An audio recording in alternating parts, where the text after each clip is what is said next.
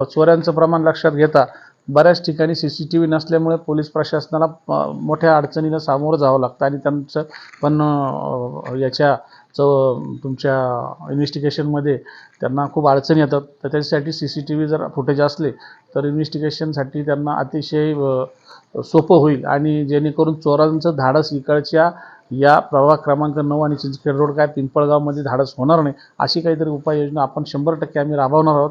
CCTVचा प्रश्न हा आम्ही म्हणजे आमच्या त्या जाहीरनाम्यात सुद्धा आम्ही घेण्याचा आमचा विचार आहे. नमस्कार, माझं नाव भाऊसाहेब उर्फ महेश बाबूराव आयरे. मी प्रभाग क्रमांक 9 या प्रभागातनं निवडणूक लढवतोय.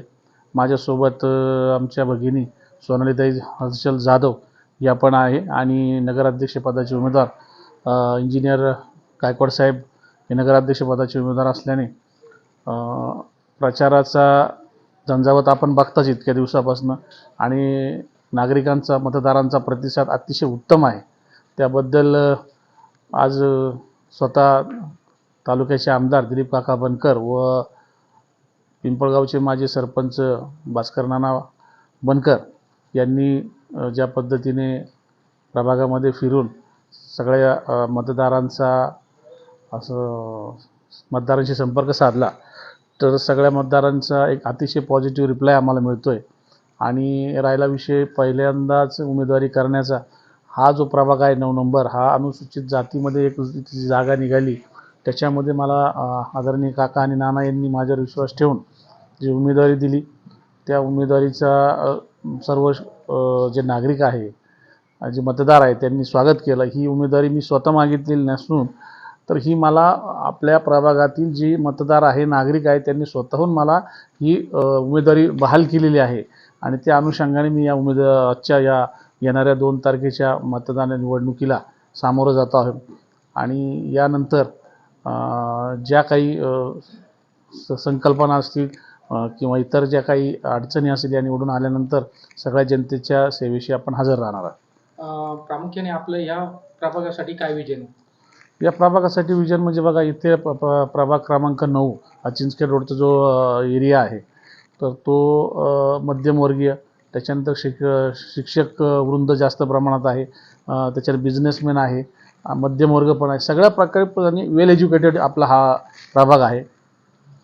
तर या प्रभागामध्ये सगळ्यात महत्त्वाचा जो प्रॉब्लेम आहे तो म्हणजे याचा ड्रेनेजचा, सांडपाण्याचा हा मोठा विषय आहे.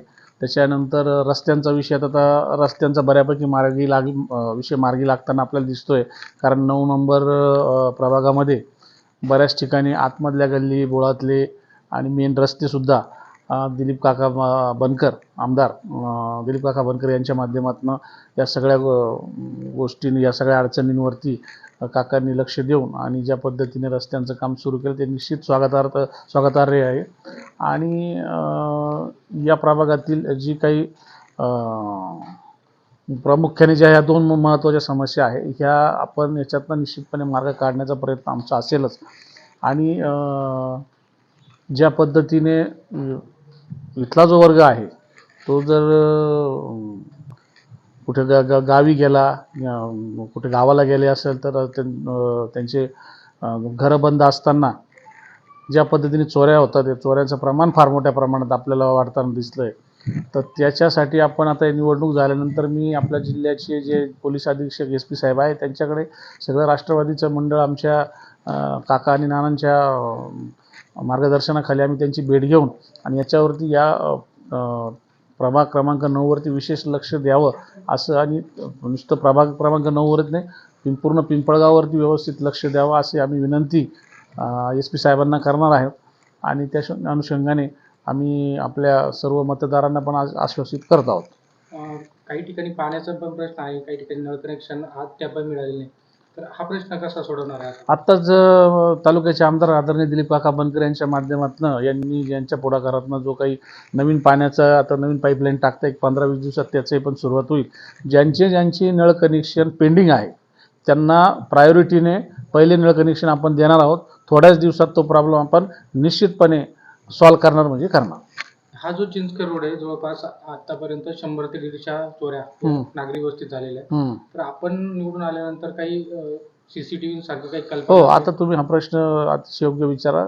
या चोऱ्यांचं प्रमाण लक्षात घेता बऱ्याच ठिकाणी CCTV नसल्यामुळे पोलीस प्रशासनाला मोठ्या अडचणीला सामोरं जावं लागतं आणि त्यांचं पण याच्या तुमच्या इन्व्हेस्टिगेशनमध्ये त्यांना खूप अडचणी येतात. तर त्याच्यासाठी CCTV जर फुटेज असले तर इन्व्हेस्टिगेशनसाठी त्यांना अतिशय सोपं होईल आणि जेणेकरून चोरांचं धाडस इकडच्या या प्रभाग क्रमांक 9 आणि चिंचखेड रोड काय पिंपळगावमध्ये धाडस होणार नाही, अशी काहीतरी उपाययोजना आपण 100% आम्ही राबवणार आहोत. CCTVचा प्रश्न हा आम्ही म्हणजे आमच्या त्या जाहीरनाम्यात सुद्धा आम्ही घेण्याचा आमचा विचार आहे. ज्यावेळेस आपण निवडून याल त्यावेळेस जर कुठल्या नागरिकाला आपल्यापर्यंत काही समस्या म्हणजे सांगायची असेल, या संदर्भात आपण काही ॲप वगैरे काही विकसित करायचो? नाही, ॲप तर आम्ही याच्यावरती आहे, परंतु चिंचखेड रोडला आपण एक त्यांच्यासाठी नागरिकांच्या समस्या जाणून घेण्यासाठी आणि त्या सोडवण्यासाठी स्पेशली आपण एक ऑफिस म्हणजे ओपन करतो आहे आणि 24/7 माझा मोबाईल माझं कंटिन्यूस ज्यांनी मला कधी कोणाची अडचण आली त्यांनी फोन करावा. आजपर्यंत सगळे बघता जेव्हाही कॉल होतो तेव्हा मी उचलतो आणि त्यांचं समाधान आपण शंका निरसन करतच चाललो. त्याच अनुषंगाला तोच धागा पकडून आपण ऑफिस संपर्क कार्यालय जे आहे ते आपण ओपन करणार आहे चिंचखेड रोडला. त्याच्यामुळं नागरिकांना या सुविधा आणि म्हणजे इतर काही अडचणी असतील त्या सॉल्व्ह करण्यात आपण निश्चितपणे मदत करणार आहोत. निवडून आल्यानंतर प्रभाग क्रमांक 9 मधील जे होतकरू विद्यार्थी आहे त्यांच्यासाठी जे कॉम्पिटेटिव्ह एक्झाम असतात म्हणजे तुम्ही MPSC असेल किंवा मग तुमच्या IAS वगैरे लेवलच्या ज्या काही एक्झाम आहे आपण त्यांच्यासाठी एक चांगली अभ्यासिका ही निश्चितपणे ओपन करणं जेणेकरून त्यांना कुठल्या प्रकारचे अभ्यास करताना त्रास होणार नाही आणि चांगल्या सुखसुविधा आपल्याला देण्याचा प्रयत्न असेल.